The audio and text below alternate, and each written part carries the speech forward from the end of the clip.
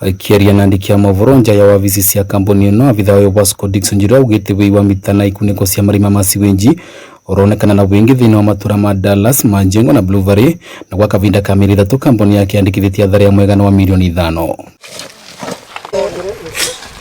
Dickson Njiro atariria wii wa mita uratiga mai magitikanga kundu gutiganite undu uracungiriria athara makiria gwi kambuni na wondu umwe na avuthiria mai ni tondu athara ya mita irarugamirwo nio tunigite athara ya makiria ya millions of money nondu wa wii wa mita cietu ira ikura kwa customers na customers getwa magi athara nene muno.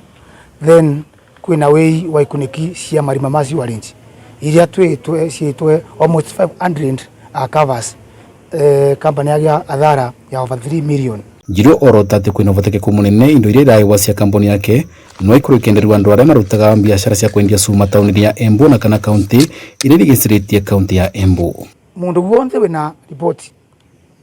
twekaru thinya na andu wa scam metals matigetekere kwenderwa mita kana wa covers